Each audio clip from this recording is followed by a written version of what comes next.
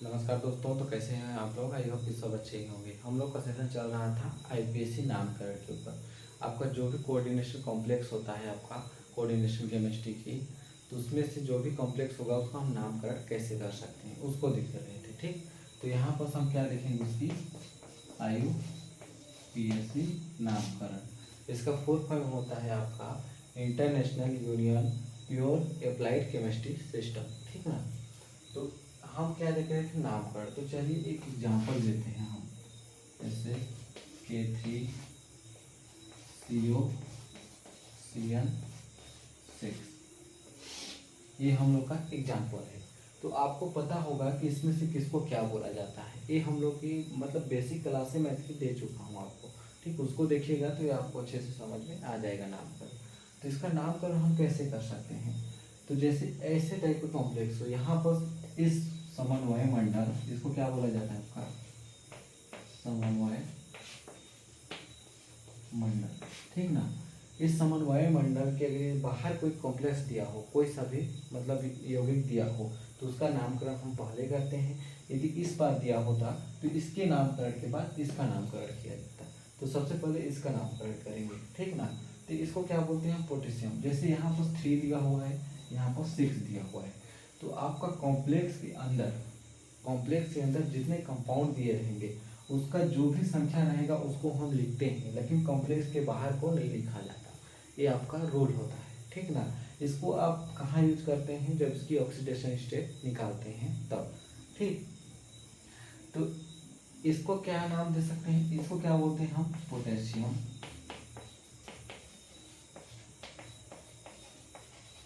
इसको क्या बोलते हैं, पोटेशियम।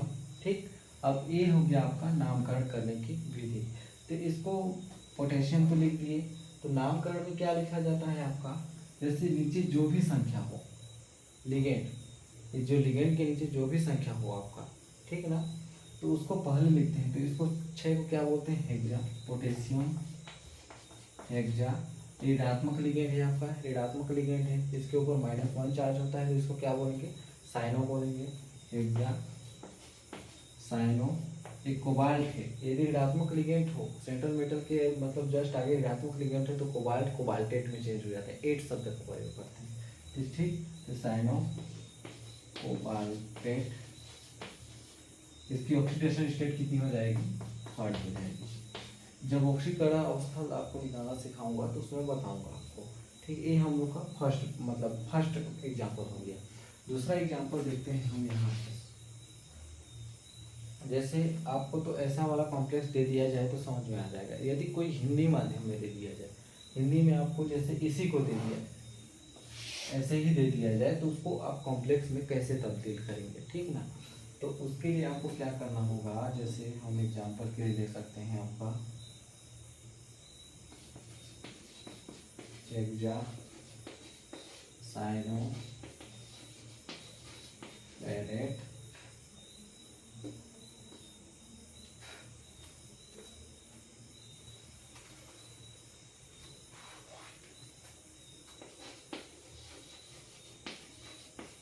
Parrot 3rd chloride.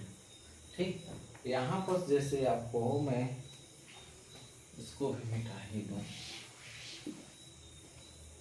यदि ऐसा दिया हो, देखिए ये पोटेशियम जो दे दिया, तो आप इतना इतना अगर देता है तो आपको समझ जाना चाहिए कि ये मंडल के जो भी आपका कॉम्प्लेक्स है, समन्वय मंडल है, उसके बाहरी वाला हिस्सा होगा। क्या होगा, यहाँ पर पोटेशियम का के लिख दीजिए, सीधी सी बात। ठीक, तो इसके बाद आपको क्या बोला है, ये हो गया समन्वय मंडल के अंदर वाला भाग। तो क्या बोल रहा है, हेक्सा साइनो लिगेंड को। तो हेक्सा किसना को बोला जाता है, सर CN, मतलब साइनो बोल रहा है तो CN को बोल रहा होगा, हेक्सा मतलब 6 को बोल रहा है। इसमें क्या बोल रहा है, कोबाल्टेट, मतलब यहाँ पर कोबाल्ट की बात कर रहा है। ठीक ना, क्योंकि ऋणात्मक लिगेंड है। अब यहाँ पर ऑक्सीडेशन स्टेट कितनी है आपकी, 3rd है। यहाँ पर ऑक्सीडेशन स्टेट कितनी है आपकी, 3rd। तो आप कैसे बैलेंस करेंगे, जैसे यहाँ पर 3rd होगा तो इसका ऑक्सीडेशन स्टेट 3rd ही आएगा। ये हो गया इसका मतलब। जैसे आपको ऐसे भी एग्जांपल दे सकता है, उसको इसमें कन्वर्ट करने के लिए बोल सकता है। इसी प्रकार हम इसको देखते हैं, इसमें क्या बोल रहे हैं आपका, हेक्सा साइनो। हेक्सासाइनो का मतलब आप समझ सकते हैं, इधर आपको कोई सा भी कंपाउंड नहीं दिया हुआ है, जैसे पोटेशियम हो गया, लिथियम हो गया, सोडियम नहीं दिया हुआ है, तो मतलब समझ सकते हैं कि ये कॉम्प्लेक्स के अंदर वाला हिस्सा होगा। ठीक, तो यहाँ पर क्या हो गया, हेक्सासाइनो मतलब CN6 टाइम हो गया, इतना तो आप समझ गए। ठीक, क्या बोल रहा है, फेरेट बोल रहा है, मतलब ये Fe की बात कर रहा है। ठीक, इसके बाद ये पोस्टक आपका बंद। इसके बाद थर्ड क्लोराइड हो रहा है, तो यहाँ पर हो गया आपका Cl3, ये हो गया इसका नामकरण। इसको आप कैसे समझेंगे, जब आपको ऑक्सीडेशन स्टेट निकालना होगा, आता होगा तब। तो आप एक बार ऑक्सीडेशन स्टेट निकालने वाली विधि को भी देख लीजिएगा।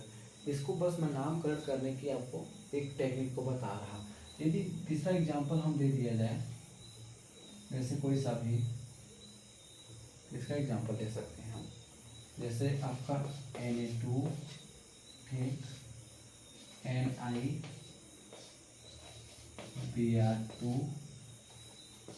CN4, ऐसा कॉम्प्लेक्स दे दिया जाता है। ठीक, तो इसका हम नामकरण कैसे करेंगे,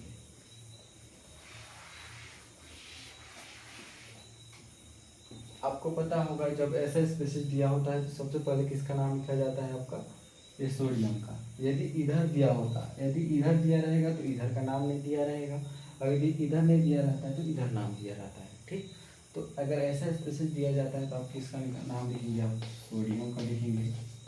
इसके लिए क्या बताया हूँ कि कॉम्प्लेक्स के अंदर वाले को ही ये सबको लिखा जाता है, जो भी संख्या है उसकी, और बाहर वाले कॉम्प्लेक्स के लिए नहीं लिखा जाता। तो ये हो गया आपका सोडियम। इसके बाद इसके नामकरण में ये दोनों क्या है, आपके लिगेंड हैं, दोनों क्या है आपके ऋणात्मक ही लिगेंड है। ठीक है, जिसके ऊपर -1 चार्ज होता है। तो इसमें आपका अल्फाबेटिकल में देखिए, अल्फाबेट में किसका नाम पहले आता है, तो इसमें किसमें ब्रोमीन का आता है कि साइनाइड का, ब्रोमीन का आता है, बी आता है पहले। ठीक, तो ये क्या हो गया आपका डाई ब्रोमो। ठीक, डाई ब्रोमो। इसके बाद आपका क्या हो गया, आपका इसको चार ना बोलते हैं, टेट्रा ब्रोमो। ठीक ना, टेट्रा ब्रोमो हो गया। इसके बाद आपका निकिल आ गया, तो इसके जस्ट बगल में क्या है, ऋणात्मक लिगेंड है। तो ऋणात्मक लिगेंड के लिए क्या कर सकते हैं, आपका जो भी सेंट्रल मेटल है उसको आपको 8 शब्द का प्रयोग करता है। निकिल का क्या हो जाएगा, आपका निकिलेट,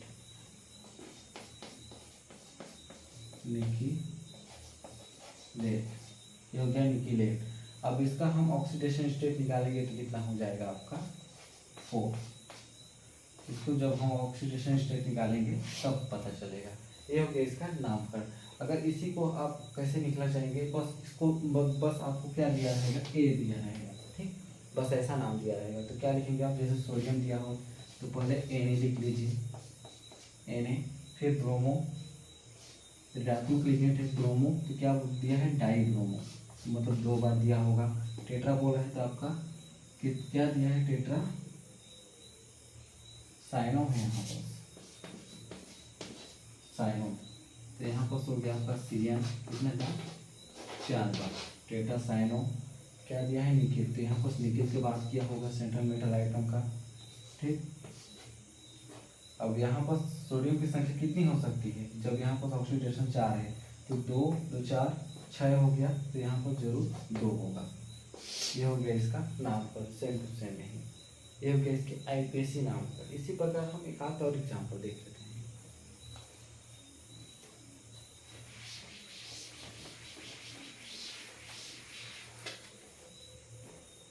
जैसे हम देखते हैं आपका NiCO4, ये भी आपका कोई सा कॉम्प्लेक्स हो सकता है, तो इसका नामकरण कैसे करेंगे। ये क्या होता है, आपका लिगेंड होता है, जो न्यूट्रल लिगेंड है, इसमें कोई चार्ज नहीं होता। तो इसके सामने क्या है, आपका टेट्रा है, तो इसको क्या बोलेंगे हम, टेट्रा। इसको क्या बोलते हैं, कार्बोनिल।